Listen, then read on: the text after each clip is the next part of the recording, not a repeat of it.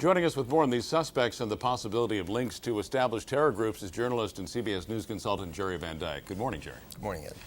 What does it say if radical Islam can reach out to doctors, to physicians, to people who dedicate their lives to saving lives, not taking them?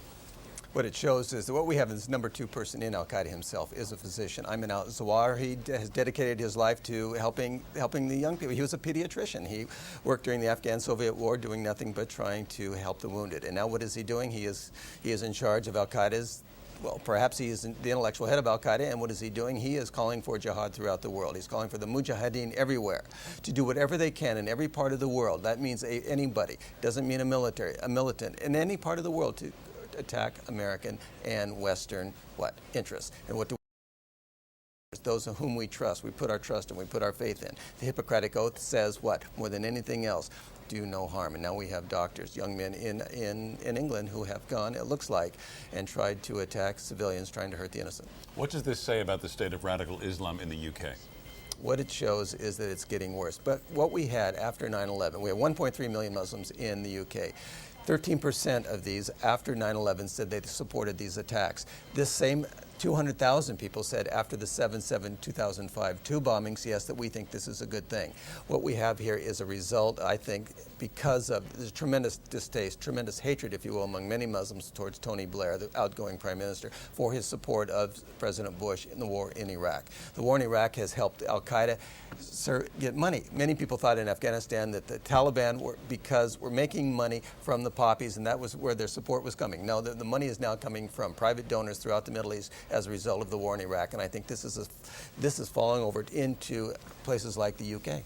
These car bombings, despite huge security in Britain after the train bombings a couple of years ago, nearly succeeded.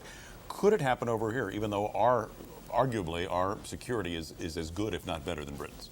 What Britain has, what London has, for example, that New York does not have, they have, as anybody who's visited London knows, they have these closed-circuit television monitors throughout the country. It's apparently the city is one of the most heavily monitored cities in the world. This does not exist in a place like New York. I have a source, a friend of mine who works for the New York City Police Department, Intel Department, and she said to me, their greatest fear is that something like this could happen, a lone wolf. Because this has not happened in New York, but it's very, very easy to happen. And look what happened over there. Could easily happen here. They are afraid of it. They're wary of it. They think about it. All right, another developing story, this one in Islamabad, where a major radical mosque, or I should say our militants, are held up at a radical mosque. There's been a shootout, 9 people dead. General Musharraf's forces are there. They're ordering calm. They're asking these people to surrender. And this is believed to be perhaps an export of the Taliban well into Pakistan. Is that the way you see it? Yes, that's absolutely it. To go back to what we were talking about and to tie this in, there are about 1 million Pakistani Muslims in Pakistan who are descendants of Pakistanis. You have 400,000 people who go back and forth between Pakistan and the UK every year. Everybody has always thought it's in Pakistan. Yes, the center of al-Qaeda and the center of the Taliban, absolutely, they say, are in Pakistan. Now, what we have here is a mosque in the center of Islamabad, which would not unlike being the National Cathedral in Washington, D.C., and attached to that is a seminary. The seminary is divided into 2 parts, male and female. The largest female seminary in the world, 6,000 young women. And what we have had now for the last 3 months, these young women have come out in the streets and they have tried to, what they're talking about, Talibanize the country. The greatest fear in Pakistan today is not India, which has always been its greatest fear, being surrounded by India, its enemy for the last 60 years since it's had its independence. It's been India. Now, according to people I have talked to when I was last there in March, the Talibanization of the country. So if the general moves in violently, he risks killing thousands of innocent women. If he doesn't do anything, he risks the Talibanization or further Talibanization of his country. What does the U.S. Sit by and do as this develops? The United States is in a real bind here because what the United States is doing, it is supporting General Musharraf. He is seen by many people in Pakistan. You hear this all the time. He is called Busharraf. And that is that the sense is that he is at war with his own people. And don't forget, if he were to do anything along the Afghan-Pakistani border, he is going against his own people. It's a civil war, and he is trying to do all that he can to stop this. And now what we have is there are two brothers who run this mosque. The you two spoke imams. to one of them.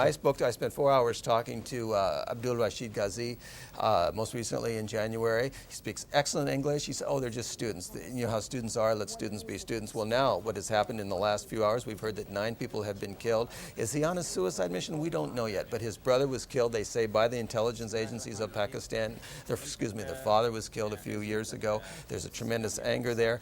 There have been a number of disappearances, they call them. About 700 people have been picked up by the Pakistani authorities. He was working very closely with the families against General Musharraf to try and find these people. He has made himself ever more vocal. The two brothers are on the march a little bit, and it's a very delicate situation because, more than anything else, General Musharraf cannot alienate the people. Already, it's the military, the upper classes against the general population. It's a tough one. All right, quickly, is the Talibanization of Pakistan imminent, inevitable? It's not inevitable, but it's something we must be we must watch very carefully for 2 reasons. One, the only place on earth so far that an actual Islamic government is in power is the Islamic Emirate of Waziristan on the Afghan-Pakistani border. And don't forget, we do have a country that does have nuclear missiles. They have to be very much aware that the younger officer corps is very militant. We have to be careful. Yes, the Talibanization of the country is a possibility. All senior al-Qaeda leaders have been captured in major cities, not along the border. All right, Jerry, thank you for joining us. You're welcome, man.